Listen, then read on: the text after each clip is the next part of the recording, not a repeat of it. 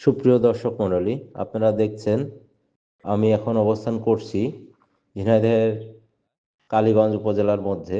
এটি ঝিনাইদহ ৪ নির্বাচনী আসন। আজকে এখানে মনোনয়ন ফর্ম জমা দিবেন গণ অধিকার পরিষদের সাবেক সাধারণ সম্পাদক রাশেদ খান, যিনি ধানের শীষ প্রতীকে এই আসনে নির্বাচন করবেন এবং বাংলাদেশ জাতীয়তাবাদী দল বিএনপি তাকে মনোনয়ন দিয়েছেন। তিনি আজকে এখানে এসে তার মনোনয়নপত্র দাখিল করবেন রিটার্নিং কর্মকর্তার কাছে। এই সময় তার সাথে উপস্থিত থাকবেন সাবেক অ্যাটর্নি জেনারেল আসাদুজ্জামান আসাদ, জেলা বিএনপির সভাপতি অ্যাডভোকেট এম এ মজিদ সহ ঝিনাইদহ জেলা বিএনপির নেতৃবৃন্দ। শুধুই দর্শক, আপনারা জেডিটিভির পর্দায় দেখতে থাকুন বিস্তারিত।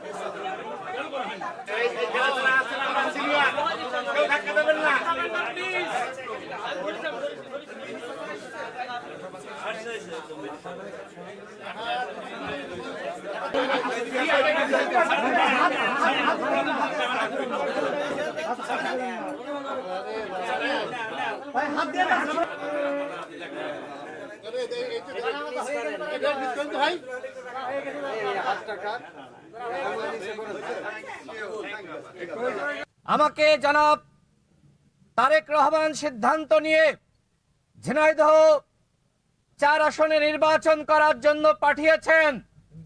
আমি আপনাদেরকে সাথে নিয়ে ঝিনাইদহ ৪ আসনের উন্নয়নে কাজ করতে চাই। ঝিনাইদহ ৪ আসন অনেকটা অবহেলিত, পিছিয়ে রয়েছে। আমি আসতে গিয়ে দেখেছি রাস্তাঘাটের কি অবস্থা, এবং এখানে বিভিন্ন দলাদলি রয়েছে, সামাজিক দল রয়েছে। আমি আপনাদেরকে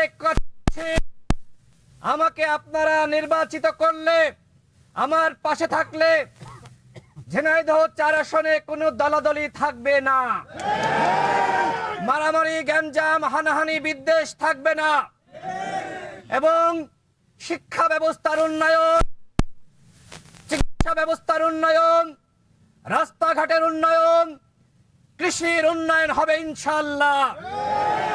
বিএনপির প্রতিষ্ঠাতা শহীদ প্রেসিডেন্ট জিয়াউর রহমান, তিনি যে স্বপ্ন দেখেছিলেন নতুন বাংলাদেশ, এই স্বপ্ন বাস্তবায়নে কাজ করছে বিএনপির অ্যাক্টিং চেয়ারম্যান, আমাদের সকলের প্রিয় নেতা, অবিসংবাদিত নেতা জনাব তারেক রহমান।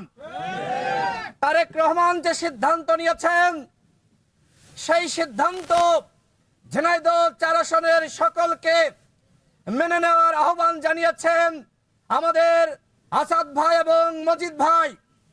আমি আপনাদের এই জেলার সন্তান, ঝিনাইদহ সদরে আমার জন্ম, সদরের একাংশ এবং কালীগঞ্জ উপজেলা নিয়ে ঝিনাইদহ ৪ আসন গঠিত হয়ে এই এলাকার ভোটার হয়েছি। যেহেতু আমি জাতীয় পর্যায়ে রাজনীতি করি, যারা জাতীয় পর্যায়ে রাজনীতি করে তারা বাংলাদেশের যে কোনো জায়গা থেকে নির্বাচন করতে পারে। সিদ্ধান্ত আপনাদের। আপনারা যারা বিএনপি করেন, যারা বিএনপিকে সমর্থন করেন, ধানের শীষকে ভালোবাসেন, শহীদ প্রেসিডেন্ট জিয়াউর রহমানকে ভালোবাসেন, যারা বেগম জিয়াকে ভালোবাসেন, তাদের সিদ্ধান্ত নিতে হবে আপনারা কি ধানের শীষে ভোট দিয়ে বিএনপিকে ক্ষমতায় পাঠাবেন নাকি অন্য কোনো সিদ্ধান্ত নেবেন। আপনারা কি ধানের শীষের পাশে আসেন? ধানের শীষের পাশে আছেন? আগামী নির্বাচনে বিপুল ভোটে সারা বাংলাদেশে জনাব তারেক রহমান সিদ্ধান্ত নিয়ে যাদেরকে মনোনীত করেছে তাদের জয়যুক্ত করার জন্য আপনাদেরকে কাজ করতে হবে।